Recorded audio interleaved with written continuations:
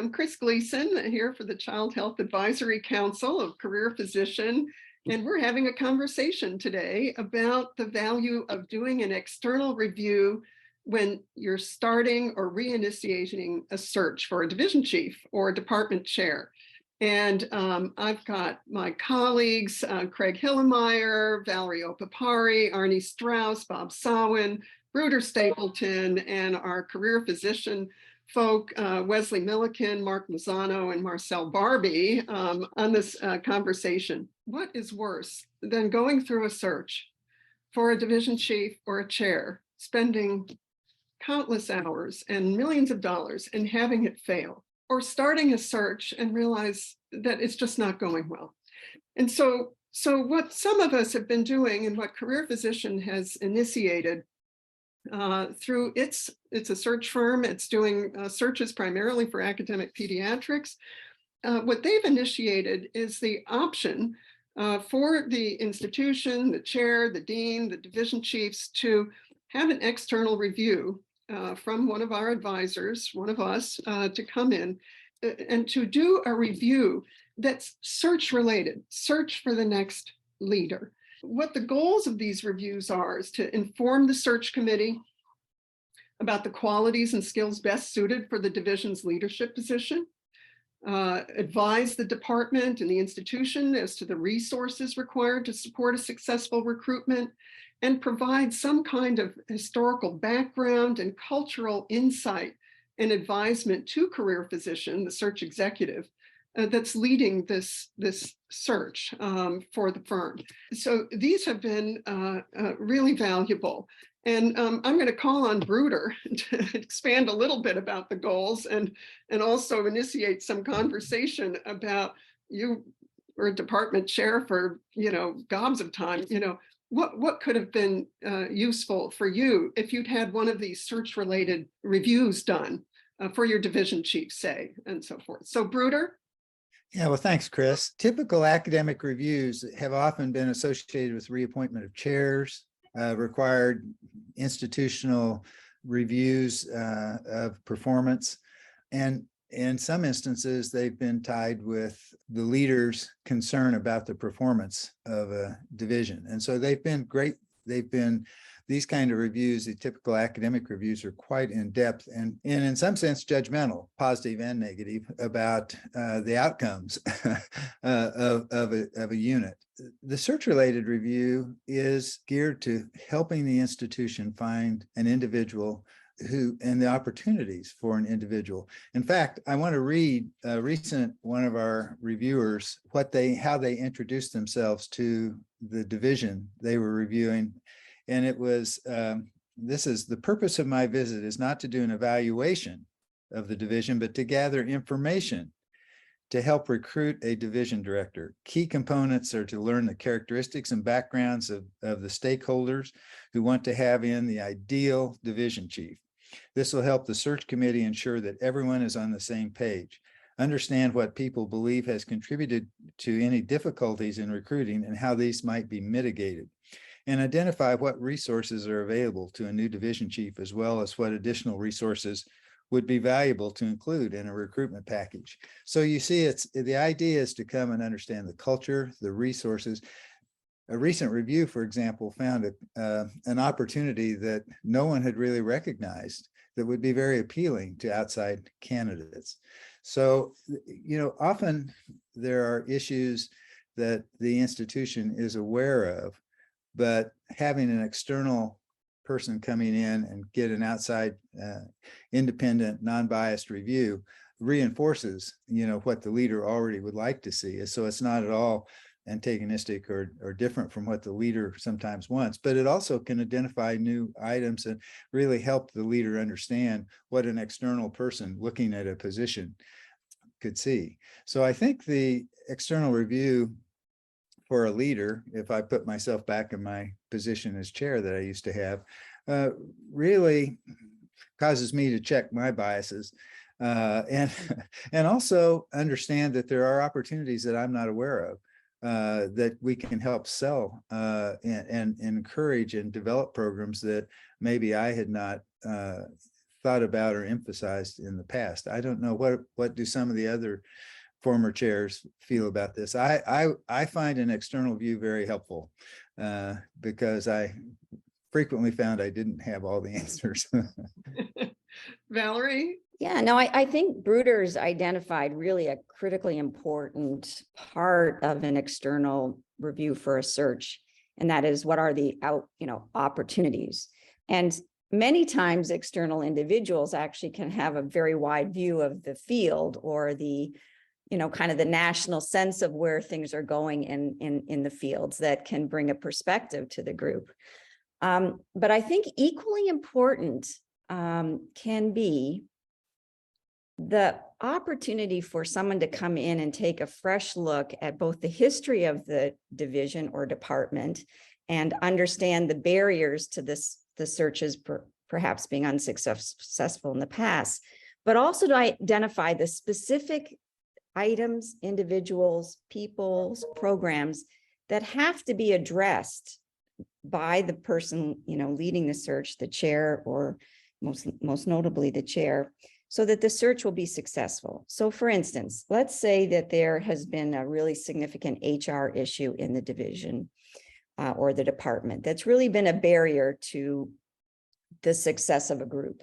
Identifying that up front and providing some key recommendations or tactics can be really helpful because you'd like to address any and all barriers to the successful interview of candidates so that when the candidate comes, the focus is future looking, that the group is really excited, they're enthusiastic about the search, and some of the baggage that's been part of either a failed search in the past or failed ability to realize an opportunity amongst a group, that you remove those barriers so that candidates can really get a clear look at what the great opportunity of that position might be. I like that. Arnie, you want to add to that? You were a chair for a long time too. Yeah, I would just add that I think having an external review by experts in the field provides a perspective that an internal review will not. For example, as a cardiologist, I know the field, I know the potential prospects, I know what can be done and what can't be done by division directors. Many internal people will not understand that because they come from a different subspecialty and background. So providing that perspective, external perspective, is in the field is key. I would also agree that it's more likely that a unbiased and straightforward external review will reflect the feelings and the concerns of the people within the division that might not be stated to an internal review, so that some of the issues that might arise to external reviewers would not happen with an internal review. So I think both the expertise and the being outside of the department are very helpful in informing the search committee about where to go. Thanks so much, Arnie. And I'm just going to add one little aside as someone who's done several of these search-related reviews, that it's really also important to work on how you're going to get the right information that you need as a reviewer that is, again, search-related. So, Career Physician has a really nice program information form that people fill out. But it's also important to do some background information yourself and to ask for it, financial data, things of that nature. If there's been a previous division or department review, and, some of that kind of information has been very helpful because, you don't want to go in completely in the dark and try to hunt for things. So, but there are, of course, inherent biases. You ask for things and so forth. So I'm going to call on Craig next, because Craig, you've been both a chair and a dean. So what do you want to add to the conversation? I think I'd like to confirm what everyone else has said. I think there have been some really good points brought up, especially about the fact that people are going to say different things to an external reviewer than they are to an internal review. And that's oftentimes very important. I think the other thing that's important to understand is that an external reviewer is most likely going to understand the issues which are going to be important to the candidates that you're recruiting to that position, whether they be a division chief or a department chair. They're going to have a different perspective on what's important in the recruitment of that than any internal person is going to have. And that, I think, is something that can really make a difference in bringing about a successful recruitment. Oh, thanks, Craig. And that leads me to want to ask Bob about what are the potential impacts or real impacts of these external reviews for the candidates themselves. Of course, it's going to depend what the chair or the dean wants to or is able to share with them. And we're going to talk to the search firm people next. But what do you think the value of the searches, the reviews you've done have been for candidates, or what could they be? What should we think about going forward? Yeah, I think, well, for one thing, it sends a message to the candidates that the institution's taking this very seriously. And by that, I mean, they're not afraid to look at all the potential weaknesses and challenges that people before me have mentioned. That says a lot right away as a candidate that this is an institution that's willing to be reflective and not going to just rest on their laurels. The other thing is that especially in academic pediatrics, right? Sometimes it's not just the school or the chair or the dean, but also the institution where the clinical practice is based. And I think as external reviewers, we can kind of get all those parties on the same page, if you will, understanding what the different challenges are.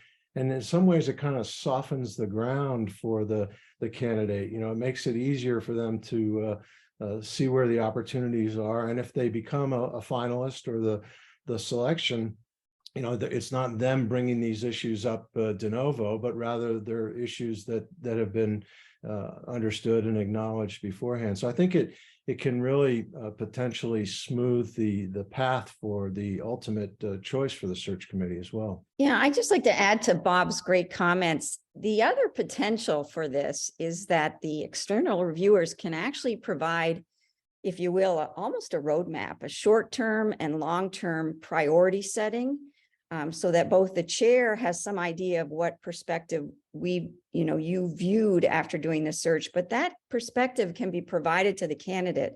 Yeah, sure, you could build these 6 programs, but here's the low-hanging fruit for you to focus on early. And here's what you should be aspired to doing in, your 5-year, first 5-year term.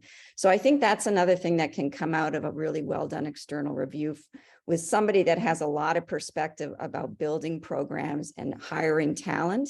You can really help individuals to know what to prioritize first, second, and third. We talked earlier about how much of this gets shared with the candidate, but one thing that I've found valuable in an instance or two, I think, is if we as the external advisor are available for candidates to talk to. So while we might not share a formal report, I have spoken to candidates at institutions and been able to have candid conversation with them about, why the previous leader in the division or the department had challenges and what are my thoughts about what could be done. And I think that adds to the credibility of the search process as well, and reassures candidates that this is a real opportunity. I'm so glad you mentioned that, Bob, because that's been my experience too. When I've been asked and to provide some kind of feedback to our candidate has questions and things like that. And I think it speaks also to the fact that we don't, as people who are retired from our academic leadership positions, we're no longer in any kind of even perceived conflict of interest, as you would be if you were doing an external review, just because, we all did lots of those that are for program planning and or maybe even before initiating a search or looking for an interim. So I'm glad you mentioned that. And I think that leads me into the last part of this conversation, which is, in addition to being helpful for the institution, the leaders, the candidates, and the search committees, we also, I think, in providing these reviews can be helpful to the search executives and that part of the search process. And for that, I'd like to call on either Wesley, if you'd like to say a few words, or Marcel Barbie, who's one of the executives who helps direct some of these searches. So would either of you like to comment on how these reviews are helpful to you as search executives? Thank you, Chris. Yeah, I would, as I think about it, 30 years now in this, there are very few searches that the reasons for a search that fails a year into it weren't known day one. And I think we think that by we being just academic medicine collectively, and we consider ourselves part of that, but by throwing candidates at the problem, we're somehow going to solve the problem. And to some degree, it forces the candidate to feel the burden of your issues as institutions. And, you ultimately get a candidate at the end that agrees to take that on with no real knowledge of it, which may not be the right fit to solve your problems. And so I think that, getting to self-awareness is exactly what, these reviews are intended to do. It's not I've never seen a perfect search, right? There's always issues. They involve people and organizations, but the more self-aware, the more aligned people are around those issues. That's what makes a role attractive to a candidate. And that's ultimately, the real purpose. And I think the last thing I would say is really the unique thing about a search related review is it's not independent and it's not freestanding. It really is tied to the search process and ultimately to, an engagement program on the back end to help that same candidate solve the problems that were discovered by the review. And so while I can't speak, while this group is far better to speak to the politics that may impact somebody wanting